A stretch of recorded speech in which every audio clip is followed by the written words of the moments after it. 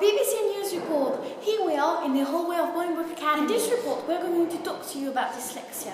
It's important to us as Bolingbroke Academy is one of the few schools in the UK qualified as a dyslexia-friendly school. We are going to interview some people who have dyslexia and some people that have contributed to help make our school and community dyslexia-friendly. It is going to be extraordinary finding out about how dyslexia affects young people in the whole of the UK. Let's go to Jasmine Liu, who is interviewing one of our staff members. You're filming Ashling Brown and an amazing contribution in our dyslexic programme. Thank you for joining us, Ms. Brown. Our first question for you is, what made you want to be the head of dyslexia in our school? Well, I've done a lot of extra studying about dyslexia. When I worked in my school in Belfast, I worked with a lot of dyslexic kids and I got a real interest in how they looked at language and how words worked. I decided to pursue my own studies in dyslexia, and that's when I came to Bolingbroke. It was something they offered me as a role, and I said I would really delighted to do that, and that's why we got involved with the Dyslexia Friendly Kite Mark this year. It's basically because I find it so interesting and I love language. Alright, thank you. Our second question is, what do you think of pupils who are not aware of dyslexia, and what do you think they should do?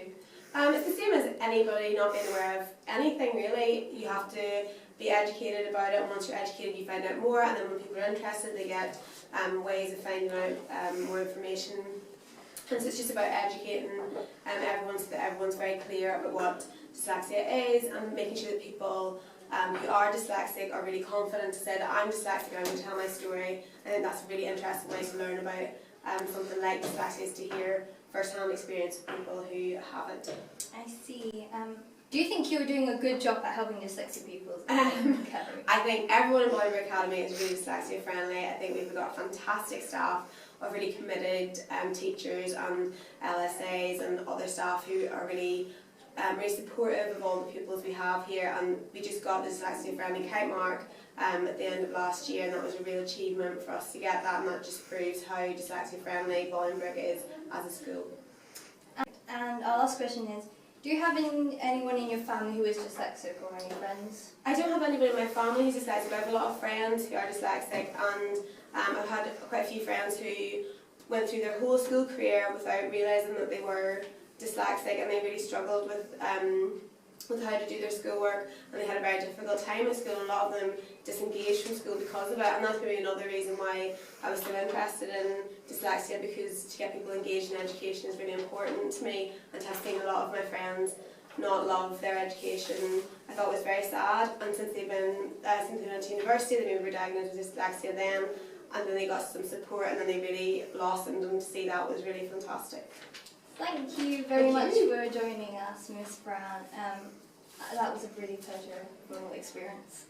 Thank you. Hello, we are from the BBC Schools Report. My name is Jasmine, and next to me is Daniel. We are reporting from Bolingbroke Academy. We are going to be interviewing Sally Bowman, who is the ARC Network lead teacher for dyslexia.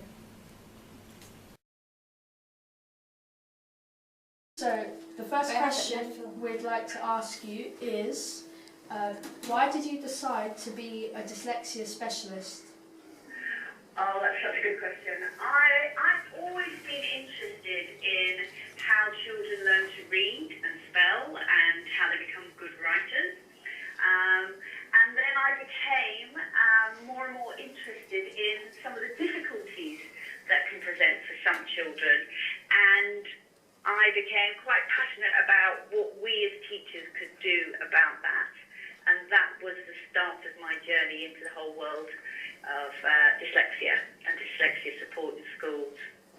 Okay, thank you. What did you teach before this job? I was originally a primary school teacher, and then I became a specialist in literacy and numeracy support, and I then had opportunities to go into different primary and secondary schools working with children with literacy and numeracy difficulties. And I worked in a local authority for 20 years, working in a range of schools. And then I moved over to ARC School to take a very specific role looking at dyslexia and dyslexia training and awareness and support. within the networks. Okay. What is the top 3 pieces of advice you'd give to a teacher wanting to be more dyslexia friendly? Well, that's a good question. I think they need to reflect on their teaching. I think that's really, really important. They need to think, do all the pupils understand what I'm trying to convey? Have I've made it as clear as possible? Because I think good dyslexia-friendly practice is about good teaching and learning. But in terms of practical tips, I would make sure that they have lots of supportive materials around to help children record their understanding. I think it's important that they think about how easy the materials are that they put in front of children. You need to know the reading ages and spelling ages of your pupils because there's no point in presenting a pupil with a piece of writing that really a 16-year-old is most likely to be able to access when you're actually teaching 11-year-olds. So practical things like that. And we use interactive whiteboards now a lot in our classrooms, and I think making sure that we've not got too much information on those whiteboards, that we number our points and our instructions quite carefully and clearly, could be just a very instant practical tip. So there's a few ideas there. Okay. And our last question is, do you plan to make all ARC schools dyslexia friendly? Well, that's certainly my intention, that every single art school has some dyslexia training so that the whole staff is aware of what we mean by dyslexia and what types of literacy difficulties can present in their classrooms and what they can do about it. Okay. Thank you so much for being interviewed by us. It was a really good experience. It was a real